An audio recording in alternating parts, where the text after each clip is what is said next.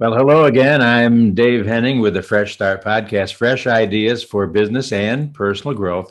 And today, my guest is Kyle Duford from Greenville, South Carolina. You have to say that correctly, Greenville, where it's really hot and pleasant today. As I mentioned to you earlier, Kyle, we had a wonderful wedding with my grandson when it was about 100 degrees there. And then we went up to this mountain where there's a little retreat center up there that's used by, I forget which organization, but that was really pleasant with that view of overlooking the mountains right there in South Carolina. Fantastic. Kyle is an executive creative director at the Brand Leader, specializing in crafting outstanding experiences for global brands. You've been a magazine editor and you focus on fashion, outdoor, sports industries. You've worked with PowerBar, home industries. Thanks for being here. Yeah, of course, Dave. Thanks. It's always fun to be on shows like this. So thanks for having me. Yeah, and you also have a podcast yourself, correct? Yeah, we do one for the business, which is very sporadic. I think we might have two episodes up whenever I guess the spirit moves us. But then we started a new one for branding in the outdoor industry, which is a little bit more popular, and that's called The Crux. And that's been it's been quite fun having some great people on there from the outdoor world. Yeah, it's been a lot of fun, but not as good as yours. I mean, you're what, 8 seasons now for you? 9 seasons is incredible. Oh yeah, and that's with the new software. I had this old software years ago that didn't have all the bells and whistles and wasn't as pretty, didn't syndicate like this one does. So this is makes me look pretty cool, quite frankly. And I think you're cool. Congratulations. Listen, anyone who sticks to something for this long, good for you. Well well, done. let's hit the rewind button for just a second here and talk about how it all began with you. Where did you grow up in the South Carolina area? Where are you from? Oh gosh, no, I grew up outside of Philadelphia, in a little town called Allentown, about 45 minutes north west of the city.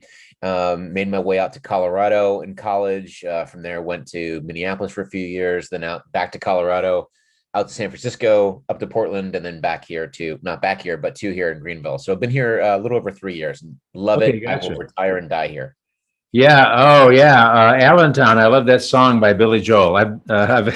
Everyone says it. Growing up in Rochester, New York, I had relatives in Philly, and we actually drove through Allentown lots of times. So anyway, welcome. I appreciate that.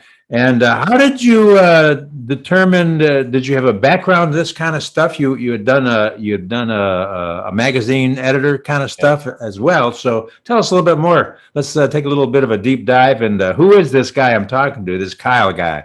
Oh wow. It's weird. I came to.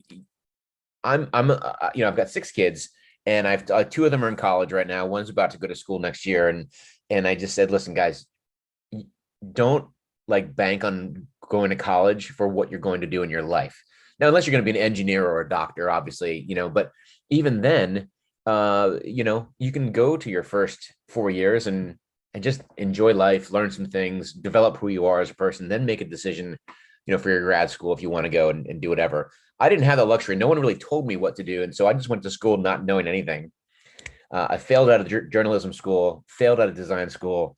I was just trying to, muddle my way through things. I'm the kind of guy that I like to learn a lot, but I didn't want to stick with any one thing. So, I mean, it's funny. I didn't think I'd bring this up, but a couple years, I'm 47 now. A couple years ago, I called up University of Colorado in Boulder and I said, what would I need to graduate? Like, how many more credits we need? And they went, well, you just need a few credits in anthropology. Like, okay.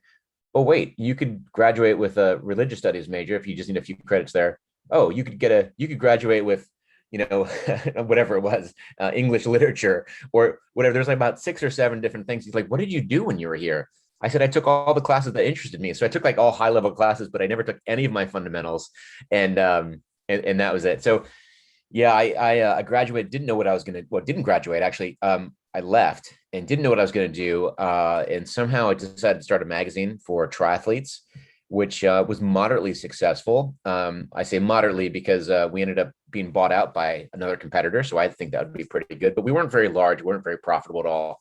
But got me on the map a little bit for writing. And so I wrote for Outside Magazine, Men's Health, Men's Journal, a couple other places here and there. Had a lot of fun. When I saw the writing on the wall, kind of pre-recession, 2007, 2008, I jumped to online journalism, online content, really. And there I learned a lot of analytics, how to slice and dice users by behavior, by geographic variables, whatever it might be. And then from there, when I moved to California, I started working for it's as odd as it is. I was a designer at a menswear company, and I thought, well, now I'm learning sales, and I'm learning how to put this stuff online. And I thought there's something here, and it melded my skills of writing and design with that of analytics and online marketing, attracting people with learning this new sales thing. And it turned into really this e-commerce thing right at the time where everyone was getting off Yahoo stores and e-commerce was kind of like blowing up. And so I was kind of one of the first, there's probably about 50 of us in the country that were really trying to figure this out from a e-commerce director, this new role, this new thing that people were doing. And I did that for, gosh, the bulk of my career, 15, 16 years. And I helping other brands grow. You mentioned a few of them in the onset, helping them grow, double, triple in size, smaller businesses, and ended up at Dr. Martens as the global vice president of e-commerce and digital. Loved it, had a great time, had a great run. But, I started getting older and thinking, well, I want to do something that's going to benefit the smaller businesses and people who mortgage their house, because they believe in a dream, and the folks that have been trying to really make a name for themselves and didn't really have anything stick. And I think a lot of that, it all boiled down to brand and branding. And so I joined forces over here down in Greenville with Jeff Wasserman, who's the CEO and founder here, and now I'm the executive creative director, as you said, for a branding agency. And I've taken all those experiences and kind of brought them into one to really help people really, what we say is, craft unbelievable businesses. That's very cool. I've always had a passion for the history of marketing, going way, way back. You look at some of those old newspaper ads from the 1920s and 1910s, all the way through the modern Madison Avenue guys, the big players there, which I was just fascinated with some of their careers and how they were able to brand and make an impact, but get the message through so people would know, like, and trust products and companies and so forth. That's very interesting. I had a similar experience to you with I never finished graduate school. For some idiotic reason, I decided to take the longest course for my master's degree, like 90 hours, instead of knock it out in a year and have a master's degree. So I dropped out to go get my first big radio gig. And anyway, it turned out that, like, gosh, 30 years later, my wife encouraged me to just finish up. And I did that with another graduate school in Louisville, Kentucky area. Oh, wow. And so I finally graduated with that. So I do have a Master of Divinity degree. So in case you're wondering, like on Wednesdays particularly, I'm very divine, as you can tell from. Not really. But I'm like you. I encourage students to, quite frankly, don't spend $200,000 on a college. Go to a junior college first, and get your feet wet, and then transfer your last 2 years to the whatever name college you want on your graduation certificate. Save thousands of dollars, and like you say, it's the experience. For me, college and graduate school is I learned how to learn. Because I dropped out of a college in Boston first, and I went to Oklahoma, and finally I found a school that actually let me graduate. So. Well, my eldest, she was, my wife and I met at the University of Colorado in Boulder 26 odd years ago, and we took a trip out there, and the oldest one was, well, actually we had like five of them with us, and the oldest one was walking around looking at the campus and looking around the buildings, and she said, I think I'm gonna move here and go to school here. And we're like, she was 18. And we said, okay, thinking she was, she had a boyfriend back home. We thought, yeah, okay, whatever. This is not really real. She was just excited in the moment. She comes home, starts planning, 6 months later, moves to Colorado. The plan was to get in-state tuition, establish residency, much like I did, almost 30 years ago, and just kind of see what happens. And nowadays they're so tight on, becoming, a resident, because this is what happens everywhere. She couldn't get over the hurdle. It was just so impossible. I mean, it was like your parents have to live there, and you have to. It was just on and on and on. Not just, it used to, when I was there, it was a driver's license and an address, and do it for a year, and that was it. On top of that, out of state tuition was $57,000 a year, and we're just like, kiddo, like it doesn't make any sense. We can't pay for that, and it makes no sense to to charge that to loans. It's just crazy. So it's really difficult these days. I don't blame people for making different decisions now than we did when we were younger, but I like your idea. Go local, go to community college, especially get the prereqs out of the way, and then go someplace and earn a degree. So Yeah, so I see now that I definitely wore the wrong shirt, because I also had my red Denver University shirt where my grandson graduated from, and my green Colorado State shirt where my other grandson. I like Well, you definitely don't want to wear the CSU shirt around me, that's for sure. So I'm a CU Buffalo, not a CSU Ram or whatever the heck they are. we have a cousin in Boulder, and a couple of cousins in Longmont and Denver, and so I love Colorado. It's beautiful. And is it Pearl Street that I think I saw the magician walk around juggling with all kinds of things? Yeah, that's right. Yeah, you know your places out there. Yeah, that's right. Cool. So what are you up to now? What's happening on your horizon right now? Well, right now we're looking at a lot of, post-pandemic brands and how they're reestablishing themselves in this new market. It's just really interesting. And so we're helping a lot of brands. You mentioned PowerBar on the outset. We just launched the new PowerBar website this morning. It's sport.powerbar.com. It's a little subset from powerbar.com, which is a different entity. And we're really proud of that. That was really on the back of a year when people started exercising more and bike sales were through the roof, and you couldn't get a bike anywhere. Just like I went to go find a pull-up bar like 3 weeks into the pandemic, and at Walmart shelves were cleared. It was like the toilet paper but in the athletic aisle. You went to Target, it was gone. Go to Amazon, it was like 12 weeks to get something.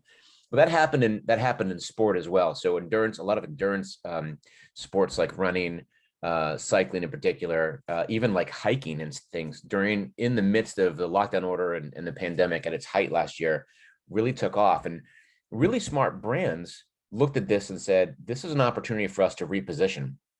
And that's what brands like PowerBar did. A lot of other brands too. On a big scale, you saw Burger King go through a big rebrand. You saw Kia do a big redesign as well, their logo, everything. It was smart companies, I've said, smart companies took this as an opportunity to say, how are we going to connect with humans on a different level coming out of this? And, we're all on Zoom, but we're all dying to be together again. I was at an outdoor concert last night with my wife here in Greenville. It was beautiful. It was like 70 degrees on the lawn. It was fantastic. And the musician said, isn't this great? We get to be here with everyone. And I looked around, not a single person was wearing a mask. It dawned on us, we hadn't done anything like this in 18 months and longer, because that was actually over the wintertime. So say almost 2 years. And it was just an incredible thing. So smart brands are going, we're going to prepare for that moment. We know it's coming. It could be 2 months, 6 months, a year, whatever. But we need to make sure that we let people know we're accessible. We're here for them.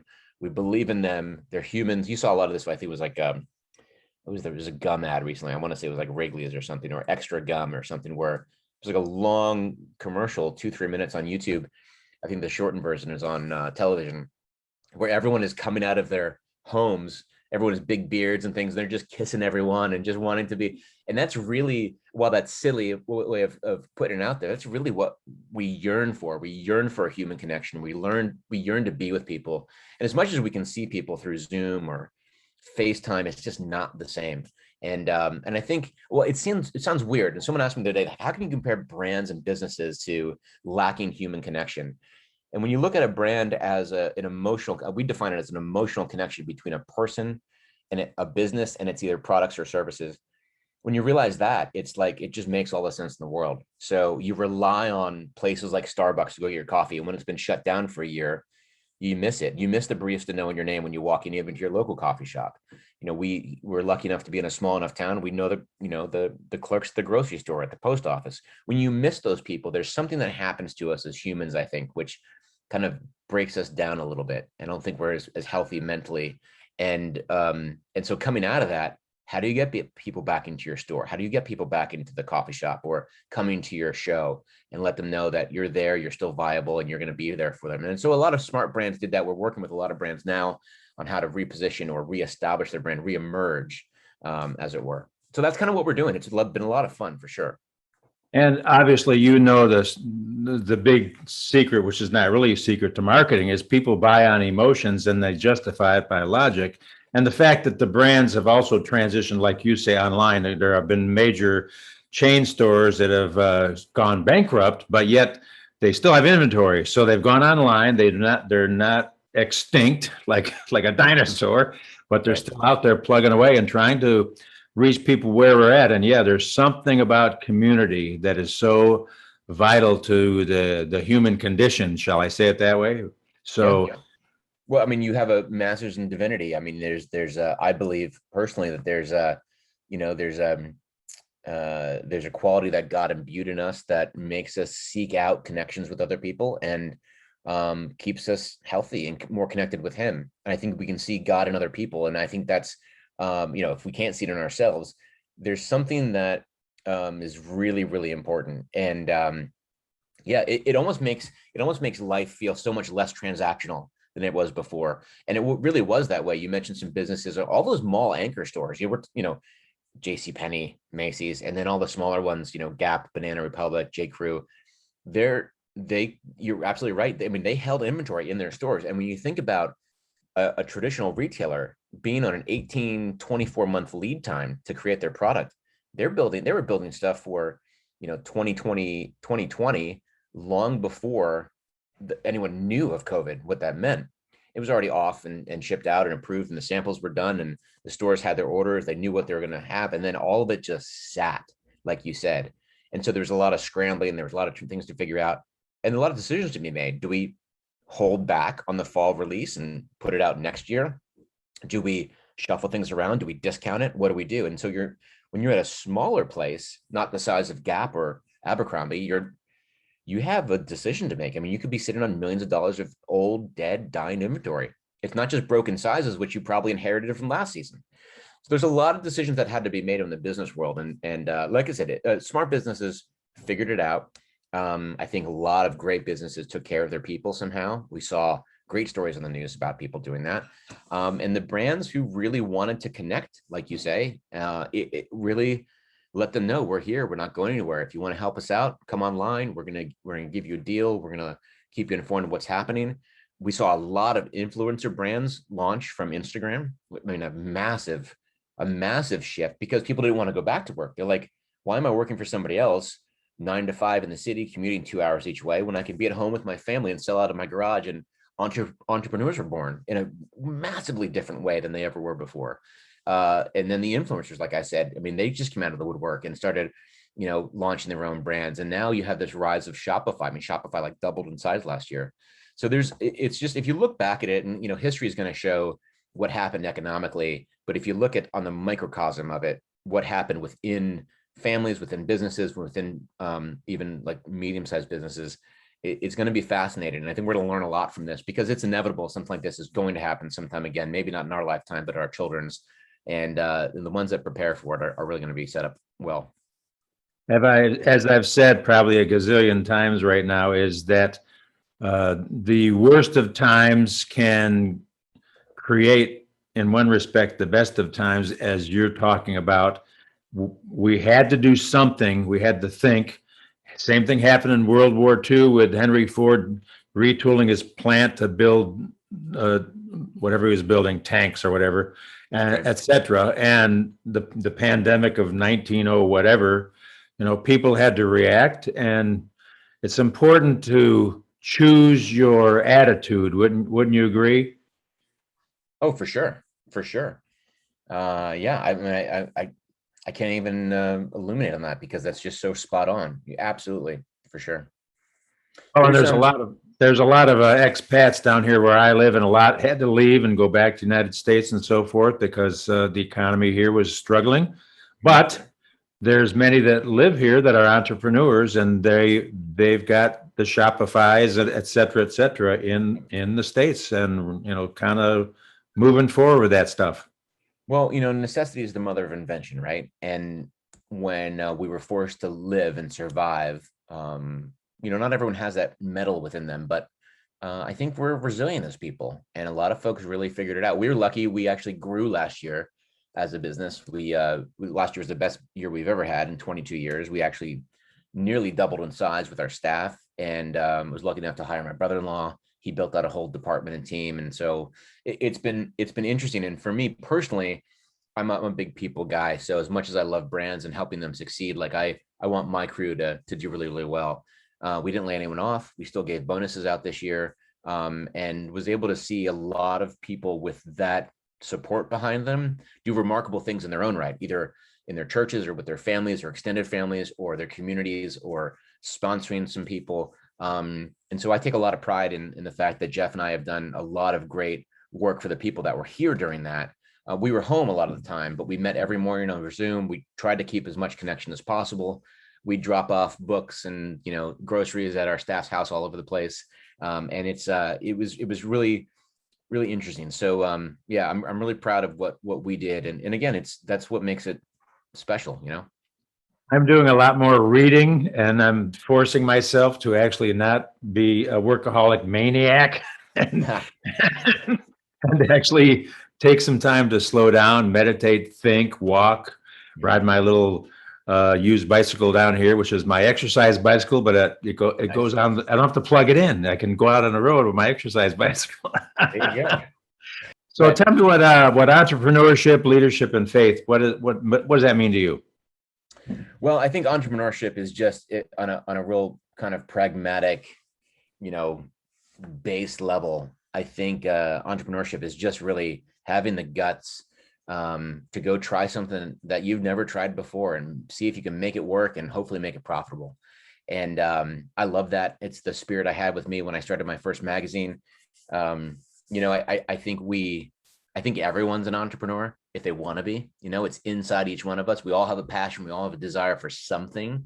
What is that? And again, that kind of goes back a little bit to what we talked about during the pandemic, people leaving their jobs or were forced to leave their jobs, how they kind of reemerged. They were forced to, and they came up with, wow, I could really do this. A lot of really cool inventions came out of the pandemic as well. Being a leader to me is just, again, what we just talked about with our staff, really just wanting to take care of them and showing them. We have 10 kind of guidelines we go by here, our ways of working, but one of them is ownership. And so I don't believe you can be a leader without owning your mistakes. I've been lucky enough in my career that I was able to work for people who let me fail and didn't chastise me for it, just kind of let me fail like I was their child. Like you see your kid fall down, you don't prevent your child from learning to walk because you never let them fall. You let them fall to learn how to walk. And so I've been really lucky in my career. I mean, countless people have been there for me. And so I try to emulate that here as well. And, don't make the same mistake twice, because that tells me you're not teachable, but teachability is one of our tenets as well. So own your wins, but own your losses. We say we want to have everyone's back. We just want to make sure that, that I'll give you air cover all the time in front of clients. Our staff is never wrong. We do make mistakes, yes, but we want people to own their mistakes if it's been pointed out. So I'll never jump in and say something to somebody else if they're in the middle of a conversation. So we want to have each other's back, and there's so many more things like that. But leadership comes from how you care for people, how you show them, how you grow them. And again, I'm lucky enough to have people model that for me in my life, including Jeff, who's the CEO. He falls in his sword for me all the time in public, and then afterwards tells me, hey, you know what, we could have done that better. And it just changes the game, right? It changes the game from being defensive and always worried about people being fired or in trouble, because we all know what that's like when you've done something wrong. It kind of frees us up. We give people permission to fail, and by doing so, we give them great opportunities to grow. So I think that's a huge part of it. And faith, man, faith was not a big part of my life for most of my life, unfortunately. And when I decided to follow Christ for the second time, that's a longer story, for maybe over a beer one day if we ever get together. A lot of it was just learning how to behave, learning how to treat people, learning how to emulate Jesus to other folks. And we're lucky to have a good crew here where most of them are believing Christians, not everybody. And that's okay. We're showing the folks here, and this might dovetail with leadership, we're showing the folks here who aren't believers that we don't have to be Bible thumping, crazies. And we're showing the other believers, some of them went to Bob Jones University, so very conservative. They have a great design department, that it's okay to love people that don't look like you. And so we've had some incredible conversations where A couple of our employees have said they've never felt more welcome in a place like this, when it's completely antithetical to what I think the world thinks of people who believe, what we believe. So it's been fun, but for me, I rely on the Lord daily to get me through the day, to help me set up for the day. I try to read in the morning. I don't always do it, but I try to. I try to set off my day with maybe a little scripture verse, a little mini devotional, just to kind of help me understand. And it's amazing when I do that throughout my day, how I just feel different. I approach situations differently, and I can come to a different resolution. It's easier for me to back down if I feel prickly. It's easier for me to appropriate myself to our crew, to understand what they're going through. And so we try to do that. And yeah, that's what it's about for me. We actually have signs. You can't see it from our Zoom call, but on the outside of my door, we have little plaques on the main offices that say our name, like most people do, but it says who we are before it says what we do.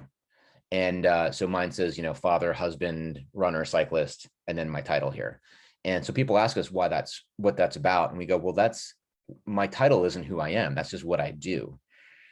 Who I am are these things. I'm a husband first. I'm a father. I'm a son. I'm a brother. And if we take that spirit through the business, which I think God asked us to, he's given us the ability to work and to work hard, but that doesn't define us. Then we just have fun. We do great work and we love on people. And that's really what makes it work for us. I love that. That is so outstanding. Wow. That is really, really, really great. I'm Thanks. glad how you defined that. I'm speaking with Kyle Duford from Greenville, South Carolina. He's a branding and marketing guy, and I love it. And Kyle, how can I help you today? Do you have a website or some place of contact if you'd like some of our listeners and viewers to get a hold of you? Yeah, of course. Of course. We are at thebrandleader.com. So thebrandleader.com has a lot of information. You can see our work. I would encourage you. We've got an incredibly talented staff here. Take a look at that. We mentioned PowerBar, just to go take a look. Go to sport.powerbar.com. Really proud of that website. This is, I don't know how old they are, 30, 40 years old now. It's a legacy sport brand. Very, very cool. But if you go to our website, if you're just interested in branding at all, you don't need to come there if you want to work with us. Of course, if you want to, that'd be great. But we've got a downloadable guide called The Ultimate Guide to Branding. It's a free download. And it's just fun to read, I think. Jeff and I put a lot of work into that. And it's just explains what branding is, why you might need a rebrand, what decisions might be made in that process. So if anyone's thinking about that, want to know what some of those terms mean or what's going on, I encourage you to download that. But yeah, that's it. Well, I'm always here to answer questions for people, but you don't have to pay us for it. Well, I always say, I'll give you my knowledge. And if you want to work together to see how we do it, well, then you have to pay us. But if people have questions, I'd encourage you can write me at hello@thebrandleader.com. And yeah, anything else we could do, we're always open. Well, Kyle, I'll be the first guy to click download right after this call. I love that kind of stuff. I'll be reading it tonight, probably. So, awesome. Yeah, thank you so much. Kyle, one last question before we wrap things up. Man, that 30 minutes just flies by, doesn't it? Sure does. So, what was your very first job ever when you were a kid or a teenager? Oh, wow. I'm in the middle of writing my book right now, and this is actually a piece of it. So it's fresh in my mind. I was 12 years old. Maybe I was 13. I was just coming into it. My birthday's in the summertime, so this is a summertime story. So I can't remember exactly when it was. But there was a gentleman in my neighborhood. His name was Brian, and he was an executive at Xerox. And I didn't have a dad growing up. My dad had left when I was 2. My mom worked a ton of jobs to support my brother and sister who were in college. So I didn't know what to do. And he's like, "What are you going to do this summer?" I'm like, I don't know. I don't have a ride to get to McDonald's, where some of my friends were trying to get in on the ground level and things. And he's like, "You can mow lawns, right?" I'm like, "Yeah." He's like, "Let's start a lawn mowing business." And because he was at Xerox, he started making some flyers for me, some door tags. We figured out that if I could mow, we lived in a townhouse neighborhood. If I could mow every townhouse and then charge just a little bit more for the end units, so it's $10 a home, $15 for the end unit, I could make like $80 if I got all of them in a cluster. I could do it like in an hour and a half. And so by the end of the summer, I had like 150 homes. I was mowing. I was making like $3,000 a month at like a 14-year-old, and I only used that to reinvest in the business. So we bought more mowers, and I bought a riding tractor that I had a trailer that could pull my gear. I ended up hiring people from the local school that I knew. I'd pay them like a fraction of what I earned. So that was my very first gig. Very proud. It was called Kyle's West End Lawn Care. And the tagline, which my brother used to tease me about, because he said, in a different place, this could mean something else. It said, anytime, any place, you will thank me with a happy face. And I'll never forget that. So that was my very, very first job. It was a lot of fun. That is fantastic, because see how that prepared you for what you're doing right now. It's amazing. And to get this, to be blessed by this Xerox guy, I can't remember the guy's name. There was a vice president of Xerox back in Rochester where I grew up, which is Xerox was started there. And he attended our church. Really wonderful guy. And so that's a great story, man. I love that. So thank you so much. I'm speaking with Kyle Duford, and get a hold of Kyle at his branding company here. Get the free download, get a chance to chat with him if you like. Thanks again for being here, Kyle. My name is Dave Henning, and this is the Fresh Start Podcast, fresh ideas for, guess what? Business and personal growth. It's all about that. Thanks, Kyle. Appreciate it. Thanks, Dave.